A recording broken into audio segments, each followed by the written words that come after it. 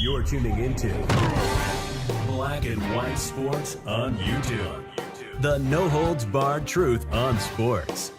The main event starts. All right, Black and White Sports supporters. Well, let's talk about two teams. The Jets and the Patriots. Of course, AFC East. Well, this also involves the Raiders. I mean, it takes two to tango, does it not? And we've got breaking news. I literally just shot a video, was about to drop it when this news came out, so look for a Kirk Cousins video. It's going to be interesting, and I did bring up in said video, I talked a little bit about all these quarterbacks, and I said the Jets and Geno was gaining steam, and here we are. Here we are. The Jets are trading 2026 sixth-round pick to the Raiders in exchange for Geno Smith and a seventh-rounder. So there it is right there. Geno Smith is officially heading back to the New York Jets, the team that drafted him in 2013. I mean, it's pretty wild. This could be one of the best stories in the NFL next year. If he plays well, and that team even looks good, even if they don't win a lot of games, if they look respectable on offense all of a sudden, and the one thing that Geno Smith can do, he completes balls at a high percentage, and he, generally speaking, puts up a ton of yards. And last year was an outlier because he was in that god-awful Chip Kelly offense for most of the season.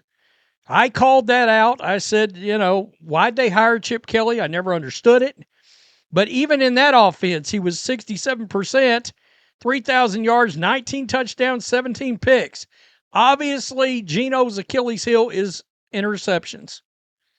It is interceptions. So he has got to get that interception number down. I think there's a world where he could get it down. This is PFF. Geno, way down at the bottom of the list among starting QBs. Sandwiched in between J.J. McCarthy and Michael Penix Jr. Not a great place to be. Not a great place to be. But Geno has shown he's capable. And I can tell you this much. It's going to be a damn sight better down the field throwing improvement than Justin Fields was for the Jets. Plus, you got Garrett Wilson there. That should be a pretty interesting storyline to keep tabs on. The other storyline, all right, Packers are signing Packers wide receiver free agent Romeo Dobbs is signing with the Patriots, a new weapon for Drake May.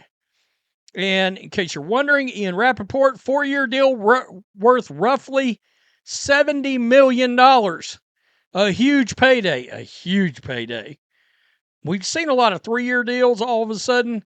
Interesting that this is a 4-year deal. Last season, 55 catches, 724 yards, did have 6 touchdowns. A good, solid receiver. Now, the million-dollar question, does this take the Patriots out of the A.J. Brown sweepstakes? And I was listening to some of the guys on Pat McAfee, and they believe no, that the Patriots are probably still in on A.J. Brown.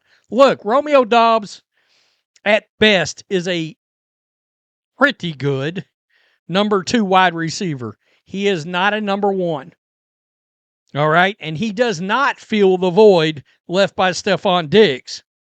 I understand why they moved off Diggs, but what was the plan?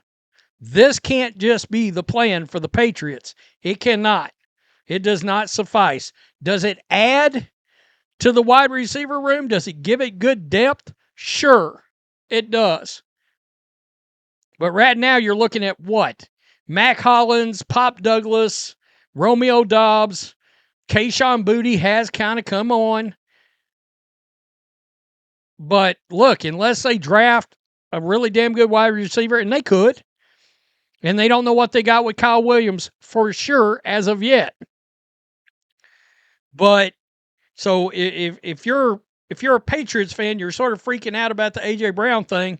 I don't think they're out of it. All right? I don't think they're out of it. Could they be, in theory? Sure, I guess. They could be out of it.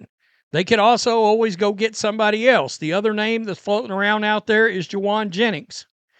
He's a number 2 wide receiver with some number 1 tendencies. Let me put it that way.